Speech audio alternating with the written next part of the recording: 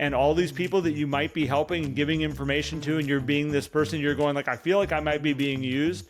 They are usually people that are also really good referrers. You've given them a position where they're very comfortable and that they know they can get information from you that they can tell their friends. So think about that too. Less friction, easier to refer.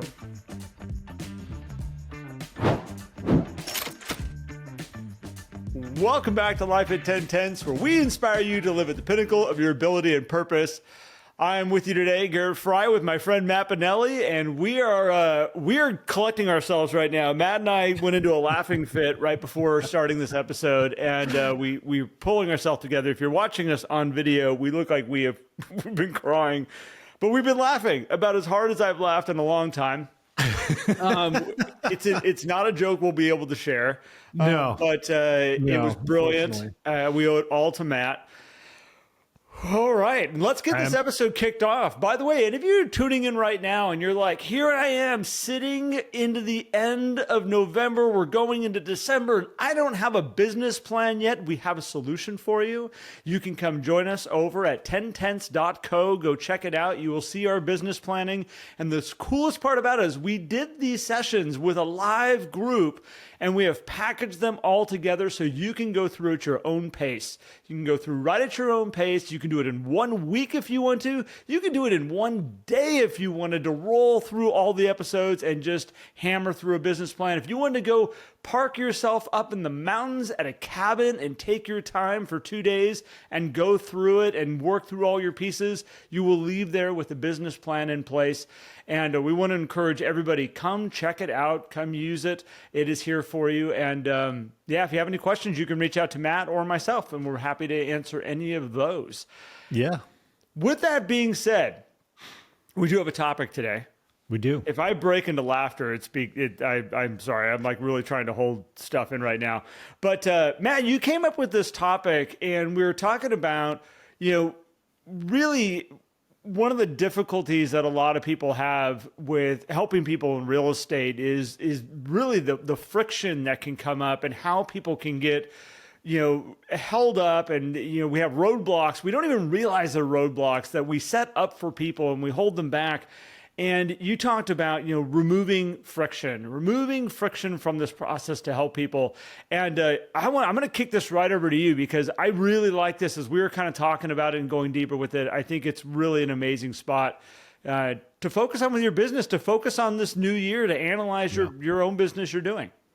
Well, this came up in a series of different conversations with people, and there was kind of two sides to it. But if you're listening, I'm sure you've experienced where you're trying to onboard a new buyer or even maybe a new seller, and they just kind of go and do something. They go walk into that new construction neighborhood, or they went with this other person, and you're like, why did they do that? And I'm upset with them. Why didn't they listen to me? And I think there's an issue with how we are sometimes presenting our services, because while we really focus on the value, the added benefit, what happens at the end of the day in using our services, and I think people can receive that if a consumer sees it being a hurdle, it's going to actually still take work to get there. A lot of times they'll just go to whatever's easiest, right? And this is why when we're listing houses, we want to make them easy to buy. We want to remove friction from the buy side, because that will bring in higher offers, more offers, and just have a smoother transaction overall. But in the advent of now having the buyer agency agreement, which I think is a wonderful thing, it does create and propose this new element of friction that a lot of agents are building into their system.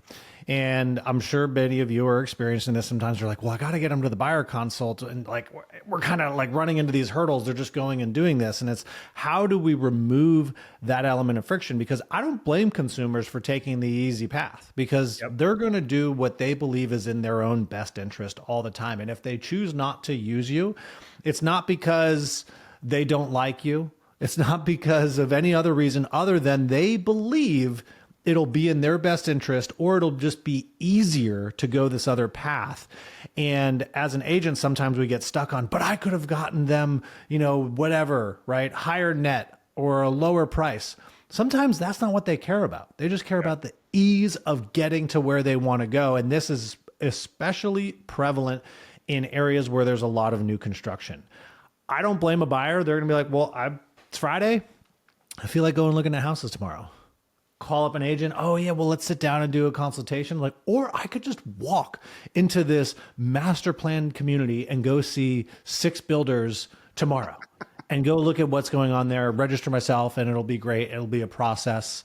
Oh, well, but you don't have representation. Yeah, but it's new construction. It'll be okay, right?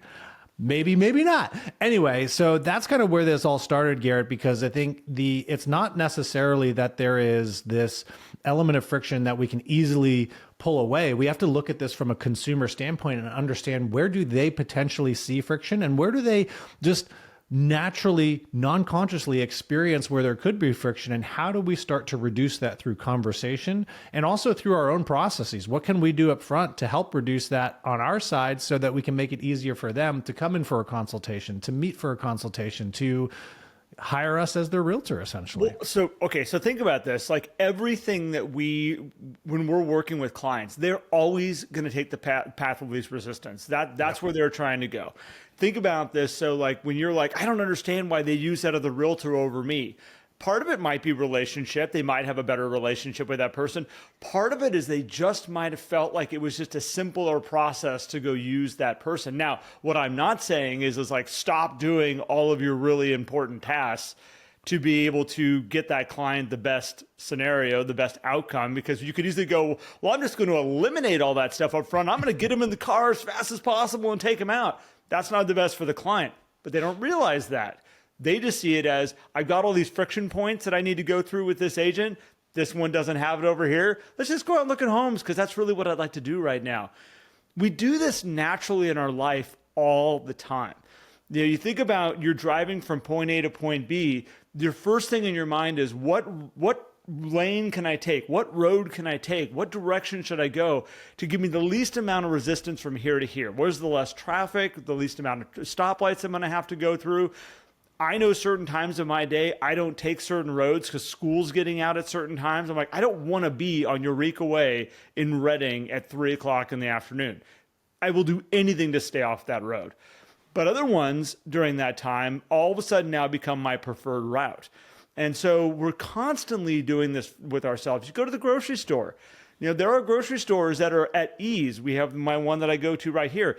It's definitely more expensive, but it's also a path of least resistance for me to go grab food quick, get back home, make dinner, get the stuff done. Where if it was money time that I was sitting here going like, I need to conserve every single cent, I don't go to that store. I go to the one down the road here. It's a little sketchier neighborhood. There is definitely more friction when you walk in the door because you might have to talk to a drug dealer.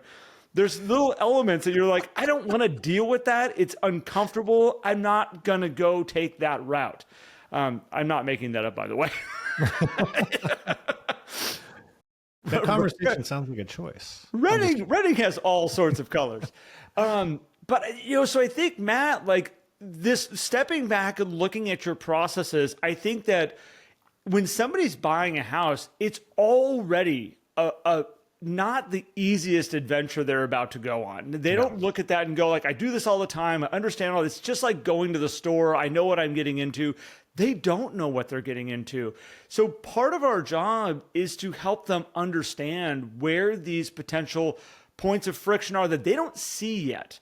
Yeah. And then our job is to figure out, say, okay, how can we help them, one, identify, and then show them a process that we have that's going to allow them to have a much easier adventure when it comes to buying real estate. One that's going to save them from pitfalls, save them from different areas that real estate's got a lot to offer. I mean, we could sit here and break down all the different pitfalls and all the different things that could come up. And why would we need to get a home inspection on a brand new construction? That seems ridiculous. It's a brand new home. I've heard horror stories. Oh man, there's a great guy, Sci-Fi Inspections, CYFY Inspections. You guys should go follow him on Instagram if you want to see all the fun things on inspecting new construction homes. Side note, coming back to this, I think the other side that we need to acknowledge, Garrett, is we need to look at our own processes and look from the perception of a consumer and say, hey, what areas have perceived additional friction, and how may I start to address those things? Because it is a perception, right? So traffic is a good example. Sometimes we're like, oh, I don't want to be on that road because it backs up. I'm going to go this other way because there's no traffic, which still might take longer, right? Yep. But it's the perception that I'm moving and I feel like it takes less time. And so when it comes into our process, right, we have to look and say, hey, where can I understand from a consumer point of view that there's friction here? And how about I address this? Because people look for convenience, and at some point they even block out things like pricing. So when's the last time you went and actually price shopped the things that you're purchasing on Amazon? You probably haven't done it because now you're so used to the convenience of going in and clicking and something coming right to your door without you even having to add billing information, because everything's already in there and wrapped up in your Prime membership, when you may still be able to get all those things cheaper by driving down to Walmart or driving to Target or your local stores and actually purchasing those things. You don't do that cost comparison anymore because you've already said to yourself, and your perception is, this is the path of least resistance. So when it comes to onboarding new clients, this is where we have most of the friction, or where we don't have enough conversation to help explain or explore where friction is. And this is where I think we have to have a couple plans, Garrett. Obviously, the best route is to sit with somebody in person, have those consultations, get clarity, because now we can move together with little resistance. It's that upfront part of how do we get to that point, and where do we want to have some options? I had this conversation with an agent the other day, and she said, well, how do I, I'm struggling with getting this person to the point of a consultation because they want to look at houses. They quote unquote know what they want. And I'm struggling. They just want me to tell them about this neighborhood. And I said, okay, well then tell them about the neighborhood. Yeah. Right. Withhold that information. Yeah. Like, tell them about that, have that conversation with them, and then ask the follow-up questions. Always come back. Don't hold things hostage. Say, even with a new construction, great. You know what? Yes, we should get you into that new construction.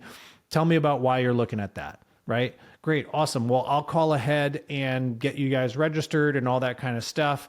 By the way, if you don't find what you want there, what might we want to then really be exploring, right? What's the reasons? And then we start to draw them back into, and then we get into the questions and we say, you know what, this probably would be best if we sat down and kind of had a full conversation. What are you doing on this date and this time, or this date and this time for us to meet?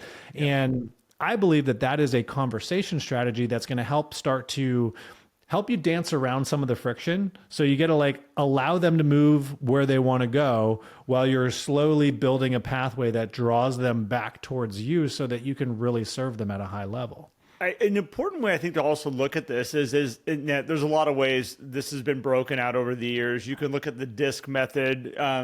You can look at the, power, party, peace, and perfection is how I learned about it when I was, kind of building my career here. And if you think about this, so a good thing up front is trying to figure out who you're working with, because these friction points can look really different for different people. And Matt, you were talking about that way that you go out here and you drive might take longer, but it feels good because you're moving.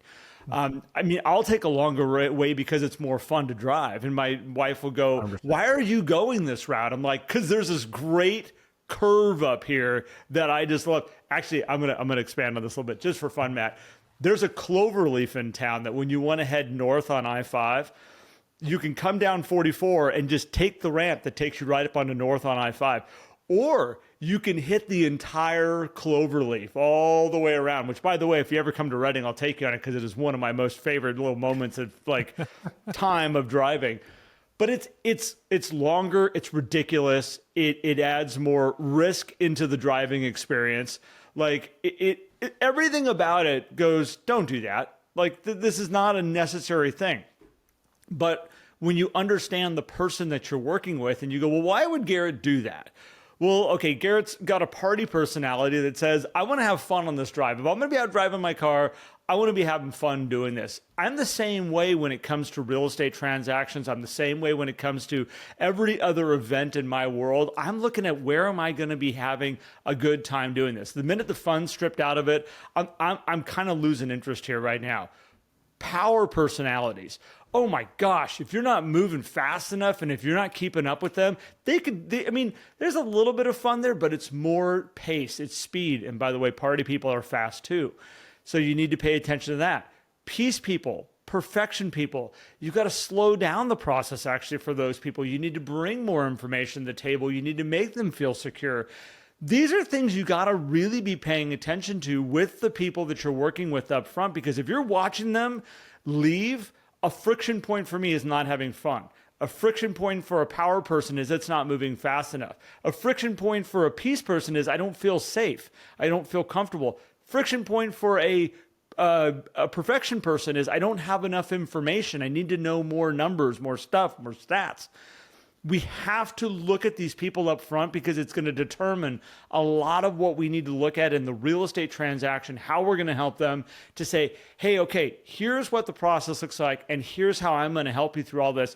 The power person doesn't care about a lot of the, I'm going to make you feel safe. Here's how we're going to make sure that you feel comfortable with this. They're like, I could give a crap about that. Show me how we're going to get results. That's what I want. You have to know how to present to each person individually. And this is where I think, Matt, like having a canned, this is how it always has to be done, you got to be careful with, because you can actually cause friction, and then you don't understand why this person's running away from you. Yeah, one, I think a lot of us get to the point in our businesses where like, well, if they're not going to come in and sit in person, they're not the client for me. And fine, that's fine too. But then don't get upset when they go off and do another thing. And I love how you explained all those different elements that create friction for the different personality types, because as you were going through it, I was thinking, well, this comes down to what can you educate up front through one, content, and two, through a process once somebody engages with you. You know, what happens when somebody in your sphere raises their hand and says, you know, I'm thinking about buying or selling?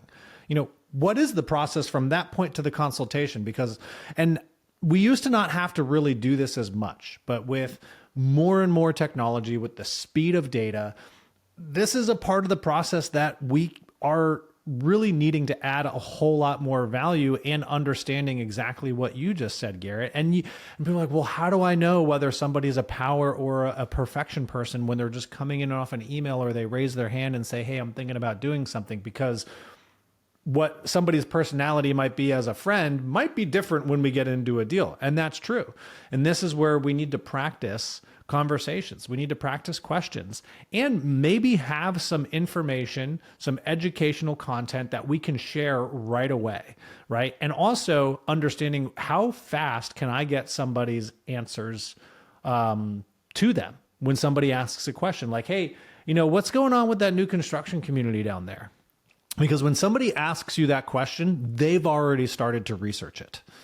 So if we don't know about it, then we're now behind, which is okay, by the way. We can make up for it because you have some areas of expertise, but it also goes to say, if we do more upfront work, if we know what's going on in our communities, we're going to have a better opportunity to answer those questions, to make the connections. Like if for me, if I lived in a place with a lot of new construction, I would know what all the new communities are, know the contact points, so that if someone's like, hey, I'm thinking about, you know, buying real estate in your area, I would be like, cool, awesome. Immediately reach out to all the new construction people. By the way, you know, we have somebody who's, obviously there's a couple like little intermediate steps, but I would not hesitate to be going out to those people and starting to register your customers so that one, you're protected, and two, they are protected, right? Yep.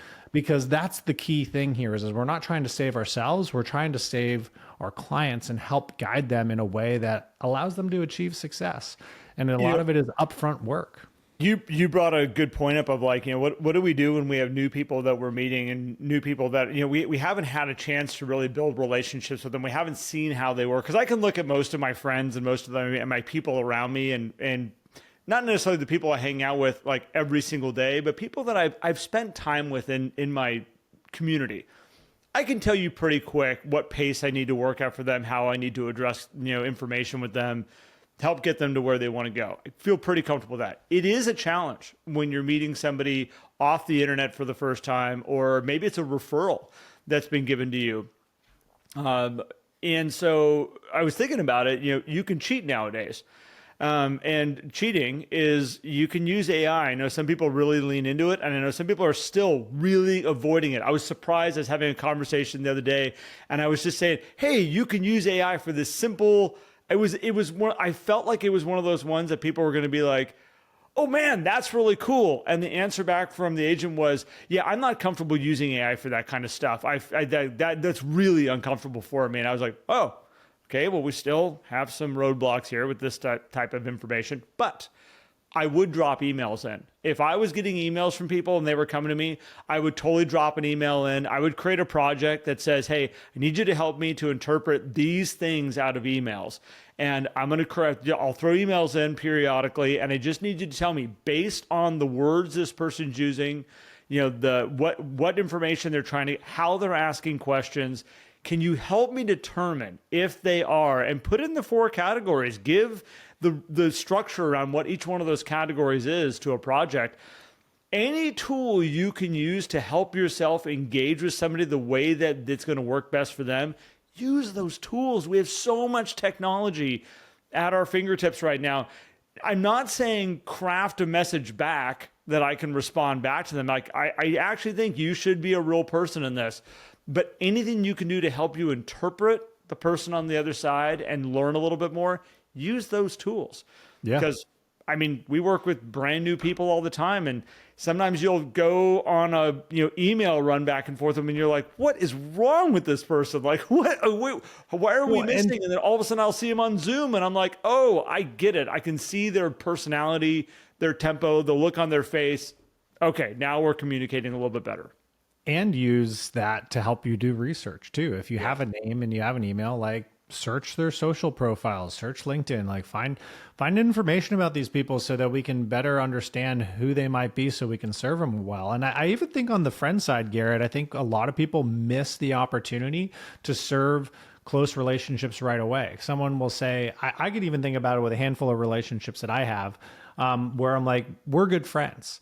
But if they were going to want to go do something, they're probably just going to go do it before talking to me because they want to have a frictionless experience. And also, it just happens to be I have a lot of friends that are entrepreneurs and they're, very headstrong individuals. They're going to do kind of their thing. And I get that. I kind of do that as well. Yep. And so what do you have that you're able to deploy right away? And a lot of people get nervous about this. Well, I don't want to be pushy with the people that I know. I said, if you hold back even just a little bit of information, they are going to go somewhere else. And so the minute somebody raises their hand and says, I'm thinking about something, I would have hey, you mentioned this. Here's a buyer packet. Here's a seller packet. Here's the information that you need to know if you guys do want to explore this path, because they are already doing the research at the time that they raise their hand and ask that question of you. And the longer you wait, because you're like, well, they need to come in for a consultation first before I share my buyer packet, they've probably already talked to other people.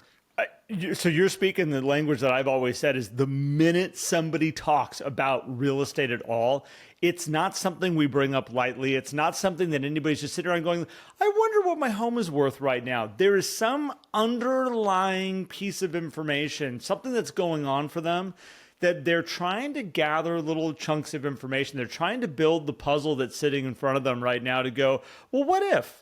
What if we moved? We've been here for 14 years in the house that I'm in right now. What if we moved? Now, it's funny. I'm not looking at moving at all right now. I actually love this house. The last thing on my mind, I was just with a realtor friend of mine in town. The last thing on my mind was, hey, what do you think a value is of my property? I haven't looked at Zillow. I haven't gone and done any research. I really don't care. It doesn't do anything for me. But I think that's an interesting point, Matt, that the minute somebody even whispers it, it's a really great place to go. This is not our chance to be salesy. It's not a chance to jump on them and be like, I got one. Like, I'm not going to let them go. Like, don't do that to them, but definitely provide them with information. Start giving them little bits of information and say, hey, based on the questions you had the other day, I thought you might enjoy this.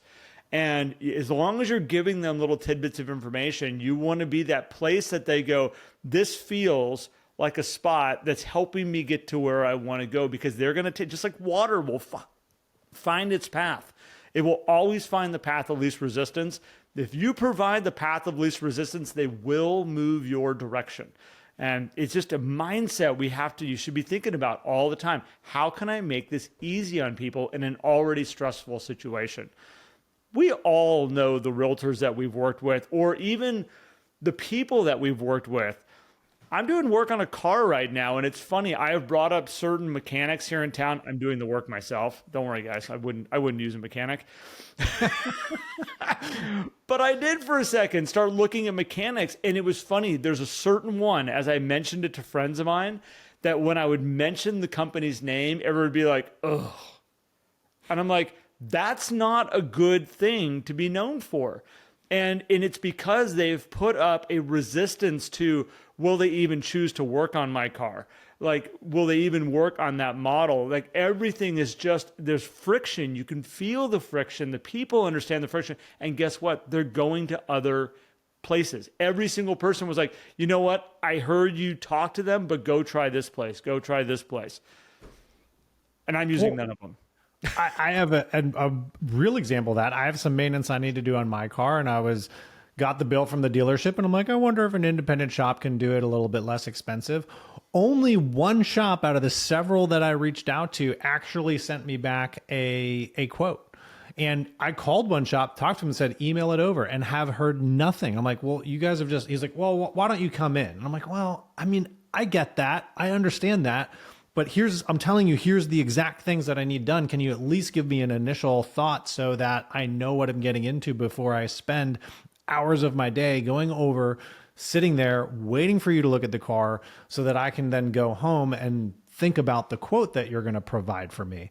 And this is exactly what goes through consumers' minds. And the challenge is when it's our friends, we don't want to be pushy, but I rather have somebody slow me down than have them ask for me to speed up. Because if they're asking you to speed up, then they're already saying, gosh, like this person's not performing the way that I want. Overperformance is okay. Like, it's okay for someone to be like, oh, Garrett, like, I thank you for all this, but we're not at that stage yet. And if you're truly friends, like, that's going to be fine. They're not going to be like, oh my gosh, Garrett's so pushy. No, I'm going to be like, man, that's like, he's good at what he does. Like, he's the best at this. And this is where I think, we've talked a lot. In coaching, Matt, we talk a lot about affirmations. And I think that, there's a lot of people in our industry. We attract a lot of people into our world just because of the people we, help building business and help building, their databases and stuff. A lot of people are attracted to our system and our ways because it's not salesy. We're not pushing. But it also attracts a lot of people in who are afraid of being a salesperson. They're afraid of crossing that line. So that moment where you said, I'd rather be told to slow down, a lot of people look at that as like, oh, I'm showing up as salesy. And I think there's a great affirmation to be put into place here, which is like, I provide information to people that helps them make great decisions. That's what I do. I provide them a lot of information. And if they tell me right now, hey, we're not looking at like moving forward with anything right now, great. Because it's not a salesy situation. That is just a point of great communication. You go, perfect. Like, well, if there's ever any more information you need around any of this, let me know. I'll get whatever you need. And you've taken all the salesy side out of it. You're not all of a sudden going, but wait. Let me tell you why it's such a great time to buy right now. Like, don't miss this opportunity. You're just giving information. If they tell you to pump the brakes, you're like, hey, no problem. I got tons more research I can do for you. Just let me know when you're ready. I'm so happy to get whatever you guys need to make this journey for you as easy as possible to get you guys where you want to go. I would much rather have them tell me, pump the brakes. And I would much rather not have them sitting around going, I wish I knew something. Like, we have so much information to be able to provide. We have so much expertise. And part of being a really good trusted advisor is I got to know that you've got deep smarts in this stuff that I don't do very often. If you're a financial planner for me, like, I need little tips and ideas and tricks. And if I even mention that I got an inheritance from my dad here recently when I got a little stock portfolio and I don't really know what to do with it, if I'm asking somebody who's a financial planner and they're like, here, let me give you some tips and some ideas and what you might want to do. I'm not using them yet, but getting some tips from them and making that pathway easy for me to understand what I'm trying to do with an inherited IRA, which I've learned a lot about, by the way. It's just one of those things that you want to be that path of least resistance. And I think that, we get stuck on, they're going to use my information and go sell their home themselves. They're going to do this and go use somebody else. They're going to use this. And it's like, stop. Like, usually if they see that using you is the path of least resistance, that they're going to be able to have the ease of moving through this, that's what you should build your business around. That's what you should be known as. And yeah.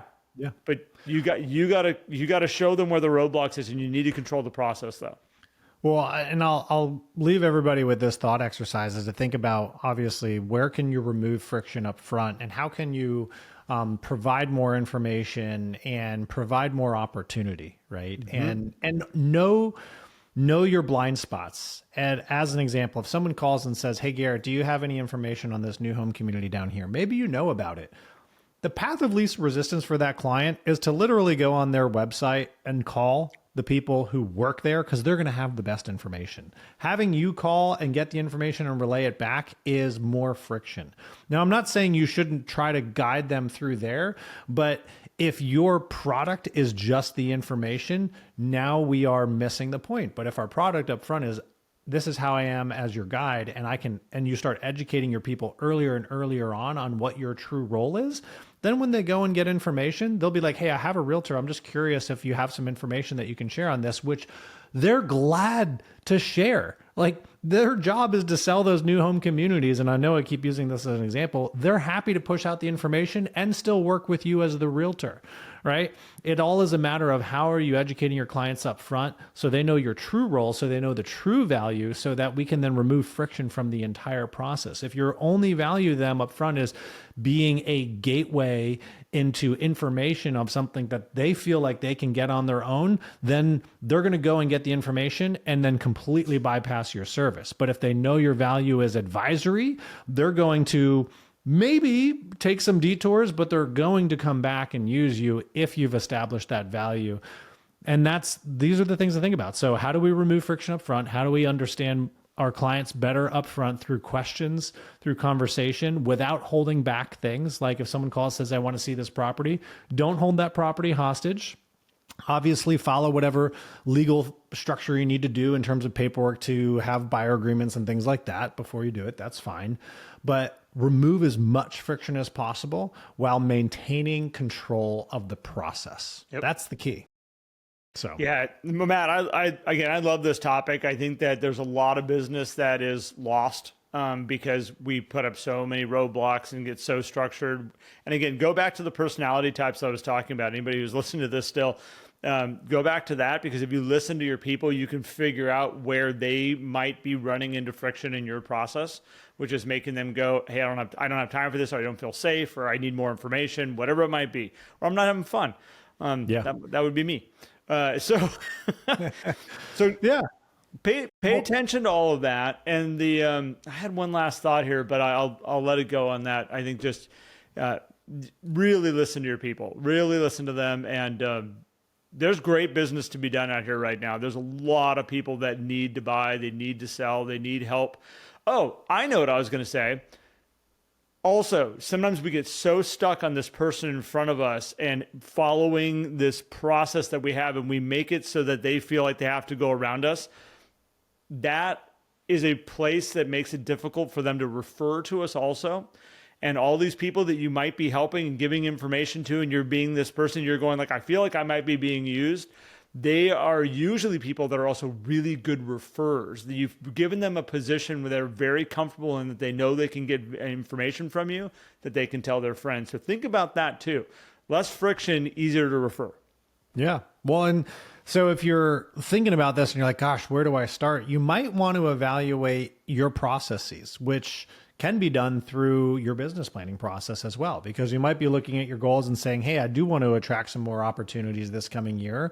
Well, maybe I can do that by having a smoother buyer process where there's more information up front. And just what you said, Garrett, like, oh, are they using my information, and going around me and all this stuff? It's like, well, how do we make our information more easily accessible so that you're not doing as much work on the front side? It's just easy to deploy. You remove friction on your side as well. That's going to come out through really thinking about and putting good thought into a proper business plan that aligns with your lifestyle. And guess what? We have that for you. We have a whole 4-part on-demand workshop that you can go through. Just go to 10tenths.co/GPS. We did it with a live audience, so to speak. So all of it's in there. There's Q&A that comes on the back end of each video that's there. There's additional content that we put into each section to help guide you as you're going through this. It's robust. And I know that a lot of people will be like, oh, I'm overwhelmed. Well, we did the best that we could to remove friction from the process. It does take time though. So if you time block it out, we remove the friction by guiding you through step by step with the worksheet so that you can culminate in a one-sheet plan to help lead you through 2026. So come check that out. We'd love to serve you in that capacity. And if you have any questions about it, you can just reach out to us. And if you're set and you just want to continue tuning into the podcast, we appreciate that. We love you guys so much, everybody who listens. And we know there are thousands and thousands of you out there who listen every single week. And we just want to say thank you, guys. We appreciate you and hope that you're having a great end to the year and are rooting for you for a strong next year as well. So Garrett, appreciate you, my brother. And till the next time. Super fun. Thanks, everybody. We'll be back.